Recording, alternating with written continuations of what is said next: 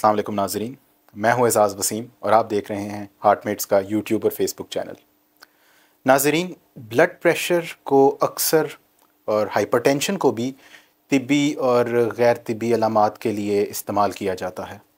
हमारे अंदर झगड़ालू तबीयत होना, स्ट्रेस बढ़ जाना, लोगों के साथ चिड़चिड़ापन, इन सारी चीज़ों के लिए अक्सर ब्लड प्रेशर का लफ्ज़ बीच में ज़रूर आ जाता है कि शायद ये ज़्यादा है। घरेलू परेशानियाँ और इसके अलावा खाने में या सालन में नमक का ज़्यादा इस्तेमाल भी ब्लड प्रेशर के साथ अक्सर मंसूब किया जाता है। ब्लड प्रेशर और आपका आज हम एक नया सिलसिला शुरू कर रहे हैं और ब्लड प्रेशर की तशख़ीस और इससे जो हमारे मुख्तलिफ़ जिस्म के अज़ा हैं उन पर होने वाले असरात, इससे बचाव और इससे मिलते जुलते तमाम सवालात की वजाहत लेंगे। अगर आपको हमारा ये कंटेंट पसंद आ रहा है तो वीडियो को लाइक करना ना भूलिएगा, वीडियो को शेयर ज़रूर कीजिएगा ताकि ये पैगाम गिरदोनवाह में भी लोगों को पहुँचे। चैनल को सब्सक्राइब ज़रूर कीजिएगा और बेल आइकन को प्रेस कीजिएगा ताकि आने वाली वीडियोस के बारे में आप लोग बर वक्त बाखबर रहें। डॉक्टर साहब, सबसे पहला सवाल तो ये कि ब्लड प्रेशर है क्या और एक सेहतमंद इंसान में अमूमी तौर पर ब्लड प्रेशर कितना होना चाहिए? ब्लड प्रेशर असल में यह है कि आपके जो जिस्म का सारा वेस्कुलर सिस्टम है वो 3-4 चीज़ों पर मुश्तमिल है। एक उसमें पंप के तौर पे हार्ट है और उसके बाद आगे ब्लड वेसल्स हैं जो उस पंप किए हुए खून को मुख्तलिफ़ अज़ा तक पहुंचाती हैं और उन अज़ा में पहुंचाने के लिए एक जैसे आपके घर में पानी के एक ख़ास प्रेशर की ज़रूरत है कि इससे ख़ास रफ्तार से, तो उस प्रेशर को मेंटेन करने के लिए एक पूरा सिस्टम है। तो आप यूँ समझें कि आपकी जो दिल है वो एक खून को पंप करता है और पंप करके उसको नालियों में धकेलता है और शरीयानों में या आर्टरीज़ में, और वो आर्टरीज़ उसको बिल आखिर जिस ऑर्गन तक पहुंचाना है, चाहे वो गुर्दे हैं, चाहे वो दिमाग है, चाहे वो आपके मसल्स हैं या इंटेस्टाइन है, तो वहाँ तक पहुंचाता है। अब ये पहुंचाने का जो सिलसिला है उस जो प्रेशर जो रिक्वायर्ड है वो एक तो आपके हार्ट की फोर्स पे डिपेंड करता है और दूसरा इन नालियों के जो आखिरी हिस्से तक में कुछ नालियाँ जो सिर्फ खून को पहुँचाती हैं और कुछ हैं जो आखिर में उसको प्रेशर को जैसे कहते हैं मेंटेन करती हैं, और उनके अंदर छोटा सा एक स्मूथ मसल होता है और वो उसका कंट्रैक्शन उसके रिलैक्स होने से और उसके तंग होने से जो एक प्रेशर बनता है वो एक प्रेशर का तयन करता है। तो ब्लड प्रेशर यूँ कह लें कि आपके नालियों में गर्दिश करने वाले खून की जो अपनी नालियों की दीवारों पे जो एक किस्म का एक टेंशन या स्ट्रेस पड़ता है उसको हम ब्लड प्रेशर कहते हैं। अब ब्लड प्रेशर जो है उसका जो नंबर्स हैं वो इस तरह से है कि इसको हम दो तरह से कहते हैं कि जब हार्ट आपका पंप करता है तो वो जो मैक्सिमम प्रेशर जनरेट करता है उसको हम सिस्टोलिक ब्लड प्रेशर कहते हैं। उसके बाद आपका जो हार्ट है वो रिलैक्स कर जाता है और उस प्रेशर को नालियाँ थोड़ा सा, जैसे पहले इनिशियली प्रेशर के साथ वो थोड़ा सा स्ट्रेच होती हैं और फिर वो दोबारा वापस रिलैक्स होना शुरू होती हैं। तो जो उसकी निचली सतह है उसको हम डायस्टोलिक ब्लड प्रेशर कहते हैं। तो उसके जो एक ऊपर वाला ब्लड प्रेशर है जब उसने फोर्सफुली कॉन्ट्रैक्ट किया और नालियाँ फैली और उसके बाद हार्ट तो रिलैक्स कर गया और हार्ट का जो वेल्व है वो बंद हो गया, जो एओर्टिक वेल्व है, तो फिर उस प्रेशर को मेंटेन करते हैं नालियाँ और आहिस्ता आहिस्ता पहले वो स्ट्रेच और फिर रिलैक्स करती हैं। तो जो उसका लोएस्ट लेवल है उसको हम डायस्टोलिक प्रेशर कहते हैं। तो एक आम नॉर्मल सेहतमंद जवान इंसान में ब्लड प्रेशर की जो ऊपर वाला ब्लड प्रेशर है उसकी एवरेज रीडिंग कोई 120 मिलीमीटर ऑफ मरकरी होती है और इसी तरह से आपके जो लोएस्ट लेवल है वो तकरीबन 80 मिलीमीटर ऑफ मरकरी है। तो ये एक एवरेज इंसान, सेहतमंद इंसान का है, लेकिन इसमें उम्र के साथ, आपके कद के साथ, आपके फ़िज़िकल ट्रेनिंग के साथ आप बहुत ज़्यादा अच्छे स्ट्रेनर्स हों तो फ़र्क पड़ सकता है। जो मेंटेन करने वाली चीज़ें हैं उसमें 2-3 चीज़ें हैं और भी हैं कि इसका ब्लड प्रेशर का जो यूँ समझ लें कि ब्लड प्रेशर एक हार्ट के पंप करने के जो टोटल वॉल्यूम है उस पर भी डिपेंड करता है या हार्ट के कंट्रैक्ट करने की फोर्स पे भी डिपेंड करता है। आपकी जो खून की नालियाँ हैं उनके ऊपर साइडों से जो उसके जो मसल के कॉन्ट्रैक्ट, स्मूथ मसल कॉन्ट्रैक्शन, उसको हम पेरिफेरल रेजिस्टेंस कहते हैं। तो आपका जिस्म के अंदर ओवरऑल जो खून की मिकदार या वॉल्यूम है जो नालियों में गर्दिश कर रहा है उस पर भी डिपेंडेंट करता है। तो इस तरह से जो ब्लड प्रेशर का जो लेवल है वो कम या ज़्यादा हो सकता है। आपका हार्ट रेट ज़्यादा हो तो ब्लड प्रेशर फ़र्क होगा, आपका हाइड्रेशन स्टेटस बहुत ठीक है तो ब्लड प्रेशर फ़र्क होगा, आप डिहाइड्रेटेड हैं, पानी कम है तो ब्लड प्रेशर कम होगा। इसी तरह से आपने बहुत अच्छा ट्रेन किया हुआ है अपने आप को एक्सरसाइज कर करके तो आपका हार्ट रेट, आपका दिल ज़्यादा फोर्सफुली पंप करता है और कम रेट के साथ भी वो प्रेशर को मेंटेन कर लेता है।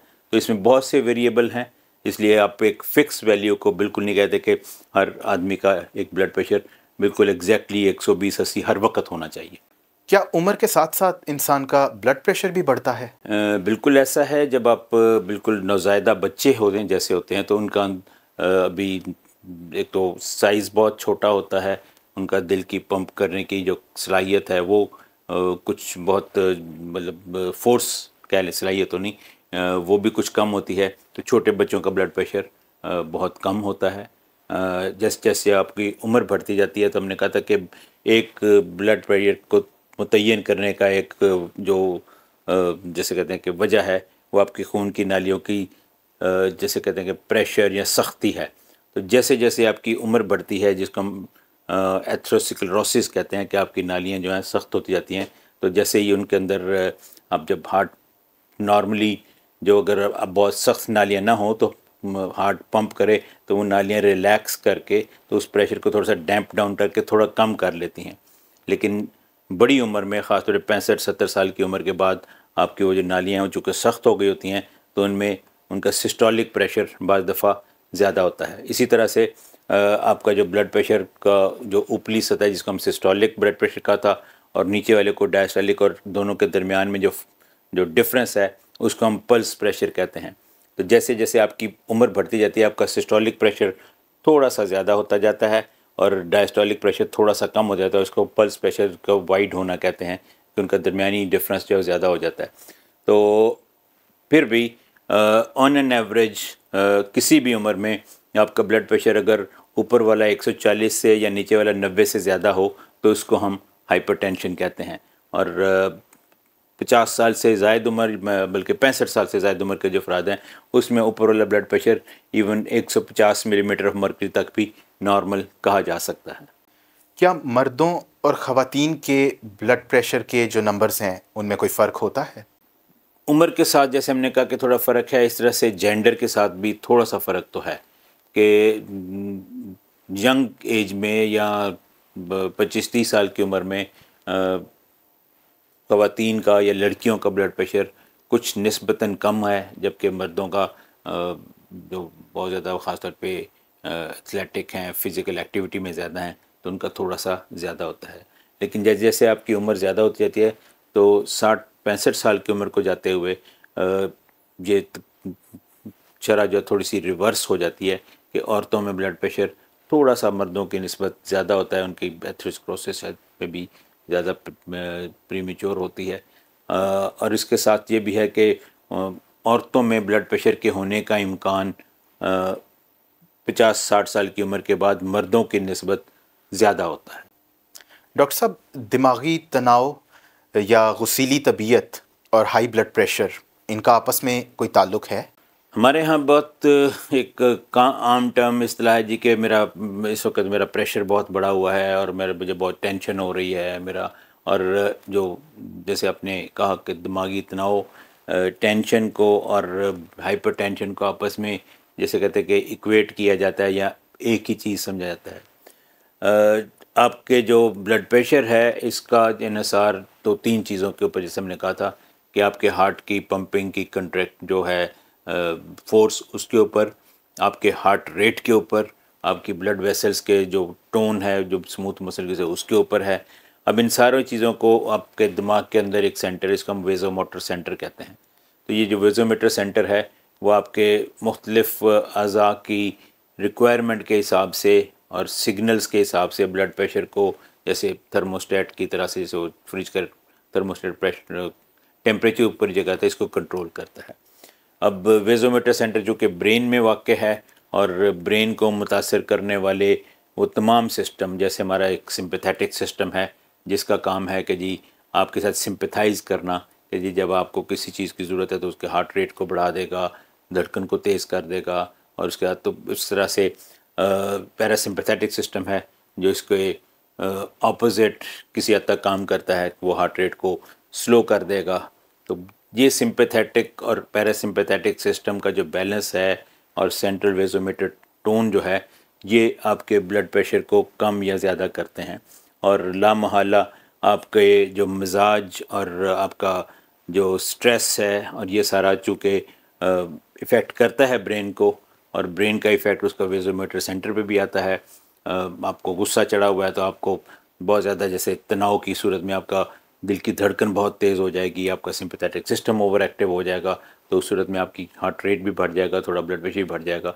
तो इस तरह से इस कंडीशन में ब्लड प्रेशर बढ़ना फिजियोलॉजिकल है। लेकिन होता यह है कि लोग अक्सर इस कंडीशन में ब्लड प्रेशर के बढ़ने को उलट लेते हैं कि जी ब्लड प्रेशर बढ़ा हुआ है और इस वजह से उनकी ये कंडीशन हो रही है। तो it can be the other way around rather कि जी आपके जो स्ट्रेस है उसकी वजह से आपका ब्लड प्रेशर बढ़ा हुआ है। इसीलिए हम रिकमेंड करते हैं कि जो भी ब्लड प्रेशर आप रिकॉर्ड करें और जब हम किसी को एक लेबल लगाएं कि उसको ब्लड प्रेशर है, तो उसको ब्लड प्रेशर उस सूरत में रिकॉर्ड हुआ हो जब वो बिल्कुल पुरस्कून हो, अच्छी उसने नींद ली हो और बिल्कुल आराम से हो। तो इस तरह से जो गुस्सीली तबीयत और इनके साथ हाँ कॉन्टीन्यूस स्ट्रेस में जो लोग रहते हैं, तो उस स्ट्रेस का इफ़ेक्ट डेफिनेटली आपके सिंपैथेटिक सिस्टम पे भी और आपके जो वेसोमोटर टोन है उस पर भी पड़ता है। तो उस तरह से कॉन्टीन्यूस स्ट्रेस एक वजह हो सकती है ब्लड प्रेशर को बढ़ाने की या ब्लड प्रेशर को ज़्यादा रखने की। क्या किसी खुराक में नमक ज़्यादा होने की वजह से या स्नैक्स और नमकीन चिप्स लेने से फौरी ब्लड प्रेशर हमारा बढ़ जाता है? जी, आपके इस जो सॉल्ट इनटेक है या नमक का जो आपका इस्तेमाल है, उसको बहुत ज़्यादा रिलेट किया जाता है ब्लड प्रेशर के साथ। बिल्कुल थोड़ा किसी हद तक है कि कुछ जेनेटिकली कुछ रेसेस ऐसी हैं कि जिनको हम कहते हैं कि वो साल्ट सेंसिटिव हैं, कि उनका में सोडियम कंटेंट ज़्यादा होने से और साल्ट ज़्यादा होने से उनमें ब्लड प्रेशर ज़्यादा बढ़ता है। लेकिन इसका ताल्लुक यूँ नहीं है कि आप एक वक्त में कोई थोड़ा सा नमक ज़्यादा लें तो उसके साथ ही उसने फ़ौरन जाके सोडियम लेवल को बढ़ा देना है और ब्लड प्रेशर बढ़ा देना है। कॉन्टीन्यूस जैसे इस्तेमाल जो नमक का है अब खानों में मुसलसल ज़्यादा होना, उसका कुछ ना कुछ फ़र्क पड़ता है। लेकिन वो भी जैसे मैंने कहा कि ब्लैक्स जो हैं या अफ्रीकन जो हैं, उनके अंदर ज़्यादा सॉल्ट रिस्पॉन्सिवनेस होती है। सॉल्ट का ज़्यादा जो हम इस्तेमाल कम करने की बात करते हैं वो उन लोगों में है जिनमें ब्लड प्रेशर की वजह से या किसी और वजह से भी उनका जो हार्ट का जो जैसे कहते हैं कि पंपिंग एबिलिटी कम हो गई है और वो फेलियर में है। तो जैसे जैसे आप जितना भी आप सॉल्ट ज़्यादा लेते हैं उसी हिसाब से आपका पानी का जो जैसे कहते हैं कि सॉल्ट अपने साथ पानी को अपने अंदर रखता है, तो उसकी वजह से ब्लड वॉल्यूम बढ़ जाता है। तो ब्लड वॉल्यूम के बढ़ने से जो हार्ट फेलियर की सिम्टम है वो भी ज़्यादा हो जाती हैं और कुछ किसी हद तक ब्लड प्रेशर भी ज़्यादा बढ़ जाता है। लेकिन अगर आप यूँ कहें जी कि आपने एक पैकेट चिप्स खाया था और घंटे बाद ब्लड प्रेशर चेक किया और वो बढ़ा होगा, ऐसा नहीं है। डॉक्टर साहब, ब्लड प्रेशर को मापने के लिए 3 तरह के आलात दस्तयाब हैं और एक आम तासुर ये पाया जाता है कि इनकी जो रीडिंग है या कदर है उसमें फ़र्क पाया जाता है। अब घरेलू इस्तेमाल के लिए कौन सा आला सबसे बेहतरीन है, इसके बारे में थोड़ी वजाहत करते हैं। जैसे आपने कहा 3 तरह के आलात हैं। एक जो कन्वेंशनल आला है जिसको हम स्फिग्मोमैनोमीटर कहते हैं, जो इनिशियली जिसमें आपके साथ एक मरकरी का एक रॉड लगा है और उस मरकरी के रॉड के साथ अटैच ट्यूबिंग है जो आप उसकी जो कफ है वो अपने बाजू के गिर्द लपेटते हैं। अब उसके लिए 2 चीज़ें हैं। एक तो यह है कि वो निस्बतन साइज़ में बड़ा है, हर वक्त कैरी करना मुश्किल है। उसके अंदर मरकरी है, जो मरकरी थोड़ी सी महंगी भी और थोड़ी सी किसी हद तक ख़तरनाक जो मिनरल्स हैं उसमें से भी आती है। कन्वेंशनली तो जो जिसे कहते हैं कि स्टैंडर्ड के तौर पे, रेफरेंस के तौर पे यही आला इस्तेमाल किया जाता रहा है। और उसके साथ थोड़ा सा ये है कि उसमें ब्लड प्रेशर जब रिकॉर्ड करते हैं हम, तो हम आमतौर पे कफ लपेट के उसको जैसे कहते हैं कि कुछ हवा उस ब्लैडर के अंदर पंप करते हैं, वो प्रेशर डालता है और उसके उस प्रेशर के साथ आपके जो खून का बहाव है वो रुकता है तो यहाँ पे कुछ आवाज़, पहले आपकी जो हम पल्पेट करते हैं कि नब्ज़, अगर जिस जिस प्रेशर के ऊपर आपकी नब्ज़ रुक गई तो वो आपका सिस्टोलिक प्रेशर है। और इसके लिए एक ज़रूरी है कि साथ स्टेथोस्कोप भी हो और इसके साथ इसको सुना भी जाए। अब दो मुख्तलिफ अफराद के जो सुनने की जो जैसे कहते हैं कि सेंसिटिविटी है या हैसियत फ़र्क हो सकती है कि एक ही वक्त में एक बंदा जो है वो कुछ ब्लड प्रेशर को शायद 5-10 मिलीमीटर पहले उसको साउंड सुनाई दे रही हो और दूसरे की हेयरिंग इक्विटी पे डिपेंड करता है कि वो फ़र्क हो सकती है। तो इस तरह से इसे कहते हैं कि इंटर ऑब्जर्वर वेरिएबिलिटी इस आले में होने का इम्कान ज़्यादा है कि एक दो डिफरेंट लोग एक ही वक्त में ब्लड प्रेशर रिकॉर्ड करें तो फ़र्क हो सकता है। तो ये तो हो गया जो है। अब हुआ ये है कि जैसे इंटरनेशनली एक तो मरकरी चूँकि महंगी धात भी है और इसके साथ चूँकि लिंक्ड है कि ये बहुत सारे कुछ और आलात जो कि सेंसिटिव हो सकते हैं या जो जिनका ताल्लुक जो इनसे मिलने वाले आलात या वो दहशत गर्दी वगैरह में इस्तेमाल हो सकते हैं। तो वर्ल्ड ओवर मरकरी के बने हुए आलात को अब एक किस्म का ऑब्सलीट होते जा रहे हैं या उनको तकरीबन दुनिया से छोड़ रही है। दूसरा आला जो है उसके अंदर वो मरकरी की बजाय एक डायल है जिसमें आपके हवा का प्रेशर ही जो है वो स्प्रिंग के ज़रिए उसको ऊपर नीचे करता है। अब इसका भी यह है कि मसल्स तकरीबन बाकी सारे का सारा तरीका रिकॉर्ड करने का वैसे ही है कि आप पैल्पेट करेंगे, फिर आप स्टेथोस्कोप से उसको सुनेंगे और साउंड सुनेंगे। सिर्फ फ़र्क यह कि एक तो साइज़ में कैरी करना आसान है डायल इसका जो है, लेकिन इसके में भी है कि मुसलसल इस्तेमाल के साथ इसका जो स्प्रिंग है वो थोड़ा सा जैसे मैकेनिकली लूज़ हो सकता है तो ब्लड प्रेशर में वेरिएबिलिटी आ सकती है। तो आम तौर पे कहा यह जाता है कि इसको हम दोनों आलात को गाहे बगाहे जैसे कि मेजर करके स्टैंडर्डाइज करते रहें। अब तीसरा आ गया जी आला जो अब डिजिटल दौर है। सब चीज़ें तरक्की कर गई हैं और बहुत चीज़ें मुख्तसर होती जा रही हैं। उसके अंदर अब और भी आसानी है कि आपका जो आला है वो ब्लड प्रेशर जो इंस्ट्रूमेंट है वो ख़ुद ही रिकॉर्ड करता है रीडिंग। तो उसके लिए आप इस चीज़ के मोहताज नहीं कि आपने पल्स देखनी है, आपने उसको पल्पेट करना है। और जैसे कहते हैं कि यूज़र फ्रेंडली है। बाकी दोनों तरीक़ों में बहुत ज़्यादातर आपको एक और जैसे कहते हैं कि ऑब्ज़र्वर की या एक एग्ज़ामिनर की या किसी नर्स या किसी की ज़रूरत है जो ये रिकॉर्ड करे, जबकि डिजिटल वाले में आप जो मरीज़ या जो भी जिसका रिकॉर्ड किया जा रहा है वो ख़ुद से इसको कर सकता है। फ़र्क सिर्फ यह है कि इसमें करने के लिए जो टेक्निक है कि जी आप प्रॉपरली रिकॉर्ड करें। अब डिजिटल के साथ अक्सर लोगों को ये वहम होता है जी कि ये या तो बहुत रीडिंग कभी बहुत कम बताते हैं और कभी बहुत, और एक ही वक्त में रीडिंग में फ़र्क आ जाता है। ऐसा बिल्कुल है, लेकिन ऐसा वजह उसकी उमूमन प्रॉपरली टेक्निक जैसे कहते हैं कि ब्लड प्रेशर रिकॉर्ड करने के फॉलो ना करना है।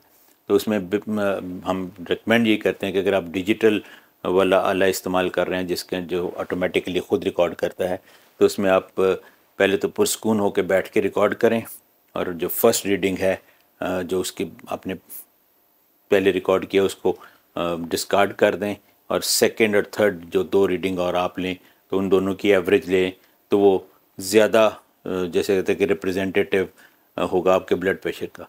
तो ये है फ़र्क जो इन तीन तरह के हालात में पाया जाता है। घरेलू इस्तेमाल के लिए दोनों ही जैसे आप डिजिटल भी बेहतर है क्योंकि डिपेंडेंट नहीं है, और दूसरा जो डायल वाला एंड्रॉयड है वो भी बेहतर है क्योंकि वो एक तो यह कि कॉस्टली नहीं है, हैंडी है, कैरी करना आसान है।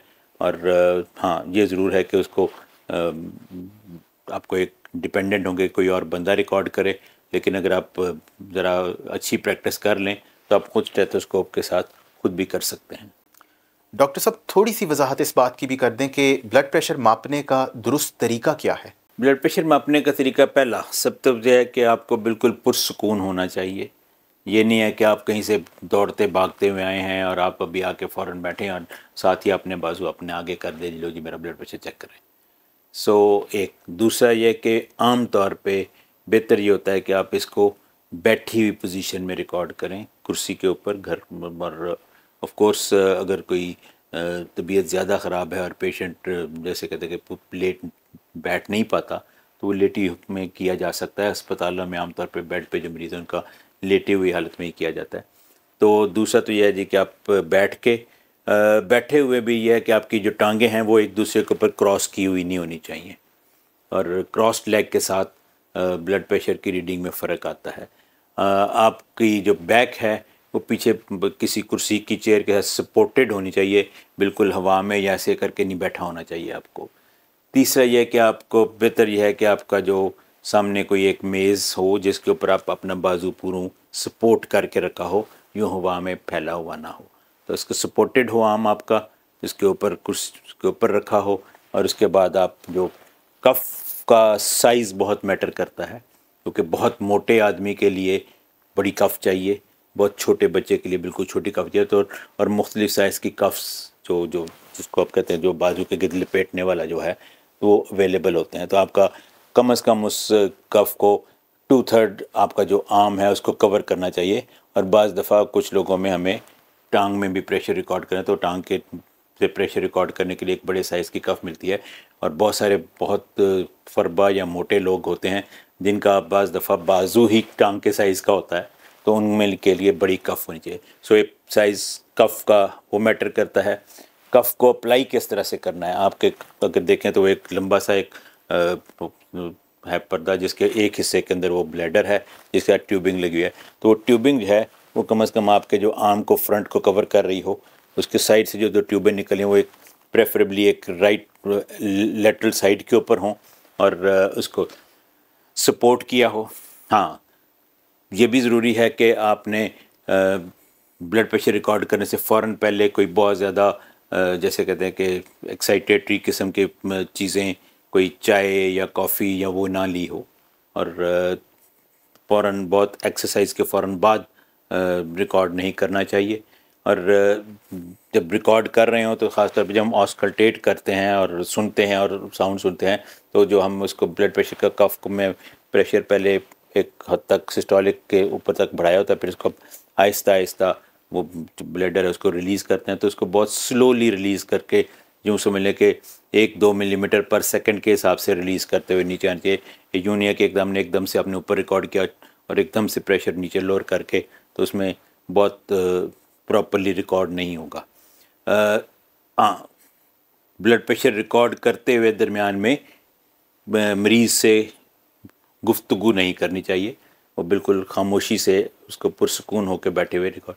तो ये 3-4 चीज़ें जो अगर आप एहतियातें करें कि जी आप जैसे कहते हैं कि पुरसकून होकर बैठें, सपोर्टेड हों, आप टांगें आपकी एक दूसरे के ऊपर क्रॉस न की हुई हों, इस दौरान आप बातें ना कर रहे हों। और साथ ही ये कि आपने उससे फ़ौरन पहले कोई 5-7 मिनट पहले, बल्कि बेहतर यह है कि अगर आप क्लिनिक सेटिंग में भी कर रहे हैं या घर में भी कर रहे हैं तो पहले बिठा के 2-4 मिनट उसको पुरसकून करें और फिर ब्लड प्रेशर रिकॉर्ड करें। डॉक्टर साहब, प्रोग्राम के शुरू में आपने ये तो बताया कि 120 और 80 सिस्टोलिक और डायस्टोलिक रीडिंग जो है वो नॉर्मल होती है ब्लड प्रेशर की। मेरा सवाल ये है कि किन रीडिंग्स पर और किस तरह से हम उसको कैटेगराइज करेंगे एक शख्स को कि वो हाइपरटेंशन या हाई ब्लड प्रेशर का शिकार है। तो अभी हमने कहा था कि नॉर्मल ब्लड प्रेशर जो है जो 120 और 80, मतलब ऊपर वाला सिस्टोलिक 120 और नीचे वाला 80 है। लेकिन ब्लड प्रेशर की वो लेवल जिसके ऊपर हम अक्सर लोग एक शिकायत लो ब्लड प्रेशर की भी करते हैं। लोअर ब्लड प्रेशर की तो ऐसा सच जिसमें समझ लें कि कोई बहुत मुतय्यन लिमिट नहीं है, लेकिन 100 सिस्टोलिक और 60 या 70 डायस्टोलिक से नीचे प्रेशर हो तो इसको हम लो कह सकते हैं। और लो प्रेशर अगर है तो उसमें फिर ऑफ कोर्स की कोई वजूहात, कोई डिहाइड्रेशन या कोई कार्डियक इशू या कुछ हो, हम किसी वक्त बात करेंगे। जिस लेवल के ऊपर नॉर्मली हम कहते हैं कि ब्लड प्रेशर रिकॉर्ड कहाँ पे किया गया है, जो ब्लड प्रेशर जैसे हमने आपके घर में होम ब्लड प्रेशर मॉनिटरिंग की बात कर रहे हैं तो जनरली 130 और 80 की जो रीडिंग है घर पे, उसको हम उससे अगर ज़्यादा ब्लड प्रेशर रिकॉर्ड हो रहा है उन 2-3 मुख्तलिफ मौक़ों पे तो उसको हम हाइपरटेंशन लेबल करते हैं या बुलंद फ़िशार खून जो उसके लिए उर्दू टर्म इस्तेमाल होती है। क्लिनिक के अंदर आप रिकॉर्ड कर रहे हैं तो सिस्टोलिक ब्लड प्रेशर अगर आपका 2-3 मुख्तलिफ मौक़ों के ऊपर वक्फे से रिकॉर्ड करके सिस्टोलिक 140 से ज़्यादा अगर आ रहा है या डायस्टोलिक 90 से ज़्यादा आ रहा है तो इसको भी ब्लड प्रेशर कहा जाएगा। और जैसे हमने कहा था कि उम्र के साथ चूँकि थोड़ा सा फ़र्क पड़ता है, तो 65-70 साल की उम्र के जो अफराद हैं उनमें अगर सिस्टोलिक प्रेशर है 150 से ज़्यादा हो और डायस्टोलिक 90 से ज़्यादा हो तो इसको हम हाइपरटेंशन लेबल करेंगे। तो नॉर्मल ब्लड प्रेशर 120/80 है, जिसके ऊपर हम घर में रीडिंग पे रिकॉर्ड करके ब्लड प्रेशर लेबल करते हैं। हाइपरटेंशन वो 130/80 से अगर मुतवातर या कई बार रिकॉर्ड करने पे ज़्यादा है, और क्लिनिक में अगर आप रिकॉर्ड कर रहे हैं तो वो 140/90 से ज़्यादा हो तो उसको हम ब्लड प्रेशर लेबल करेंगे।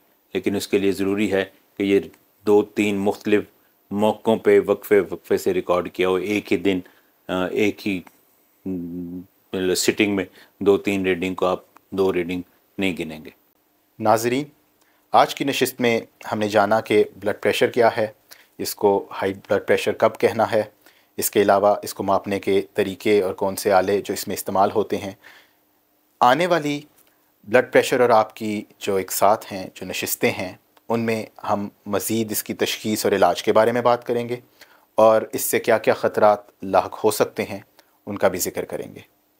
अपना ख़याल रखिएगा, चैनल को सब्सक्राइब ज़रूर कीजिएगा और अगर आपको हमारा कंटेंट पसंद आ रहा है तो इस वीडियो को ज़रूर लाइक कीजिए, इस वीडियो को भी शेयर कीजिएगा ताकि हमारा ये पैगाम गिरदोनवाह में मज़ीद लोगों को भी पहुँचे। बेल आइकन प्रेस करना मत भूलिएगा ताकि आने वाली तमाम वीडियोस के बारे में आपको बर वक्त इत्तला मिलती रहे। बहुत बहुत शुक्रिया।